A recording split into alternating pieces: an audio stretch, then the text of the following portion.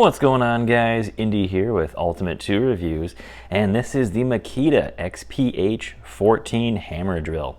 Now, this drill has been out for a little while now. It, of course, is Makita's top-of-the-line LXT 18-volt hammer drill right now, and it's been out for, I guess, about a year and a half now. I haven't done a review on it, just kind of forgotten about it, actually. It is such a good drill here. One of the things I definitely think that Makita does really well is hammer drills. Now, I will say, I've had some not so great luck in the past with Makita's hammer drills. I think their 07 hammer drill is probably one of the worst tools Makita's ever made. I had issue with the chuck on mine. I actually had, I think, a second issue with the chuck on it as well, too. It also was really bulky, really heavy, and not that much powerful. However, though, moving to the 14, Makita solved all those problems. They added a much better all-metal chuck on it.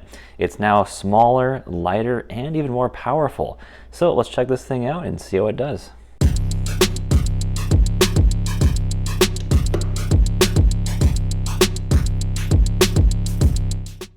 All right, so right off the bat, one of your biggest, probably cons having a, top-tier hammer drill, whether it's from Milwaukee, Makita, DeWalt, doesn't really matter, is going to be the weight.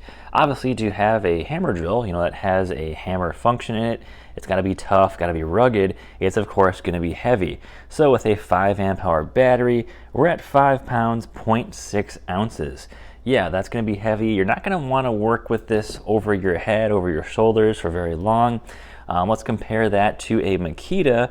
This is going to be the XHP14. This is pretty much my favorite hammer drill, coming in at almost a pound less. And someone's going to say it. Let me swap the batteries on here. So I've got a 5 amp hour battery on here as well too.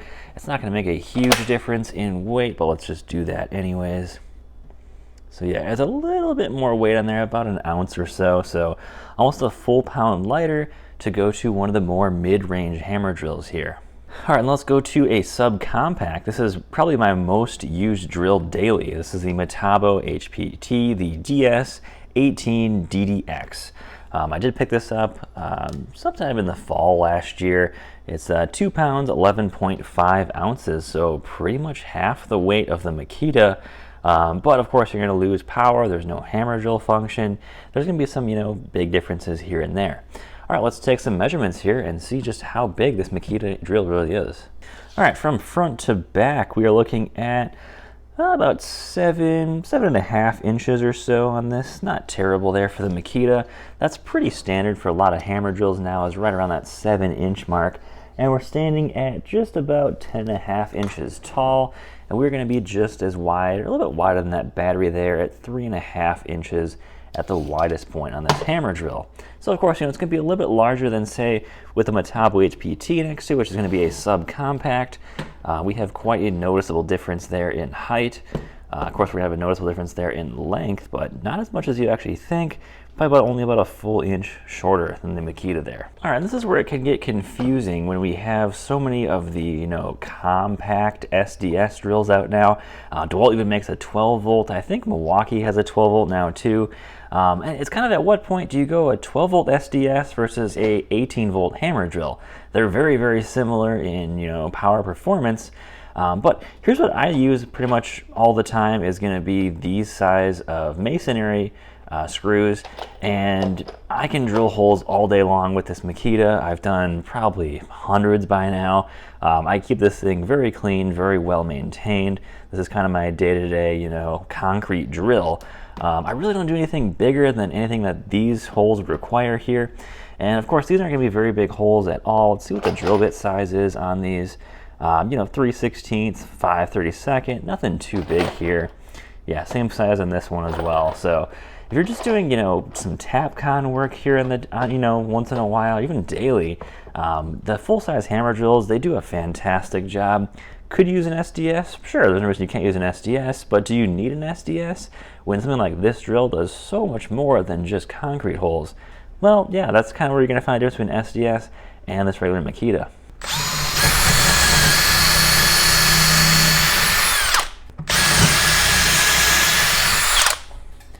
Now, whether you're a fan of Makita, DeWalt, Milwaukee, I'm a big fan of also the Milwaukee hammer drills. I've used a number of those in the past.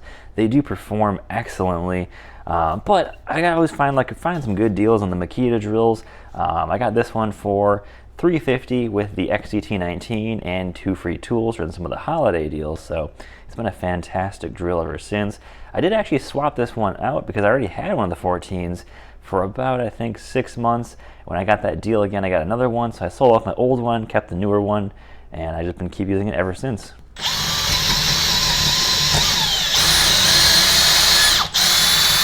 Of course, we've got the 2-speed transmission. We've got basically high speed, low torque, and I've got low speed, high torque in one here. All the standard features up here, we've got, of course, a drill mode, hammer drill mode, which of course gives you the impacts per minute when it's pushed in, and it does some little impacting there, allows you to drill through masonry, concrete, brick a little bit faster there, which is nice to have on most drills. Of course, don't push it to very large bits. You're going to burn up your drill quick doing that. But standard size stuff, TAPCON work, like I mentioned before, that's what these hammer drills are exactly designed for. We do, of course, have a chuck. I really never use the chuck too much. Here's chuck 1, and the clutch speeds here. That's clutch speed 1. I've got 2, 3, and we got all up to 21. For the most part, though, I just keep it in drill mode, or hammer mode is really where this drill lives for me. So when you're comparing drill sizes, of course, we got, the top end XPH14. As we go down the line to the XPH12, going to be the mid-range, a little bit smaller, a little bit less powerful, a little bit less heavy duty. Going down to now the subcompact from Makita, definitely going to save a lot on space and weight, but you're sacrificing, of course, power. So the XPH14 is an absolute workhorse of a drill. Fantastic for small to medium duty masonry work. Pretty much anything you need, general, cutting through wood, drilling through wood, spade bits, any drill bits you need is an absolute awesome tool to have. Now, of course, remember to always buy the right size drill for what you need it for. Are you drilling a lot overhead?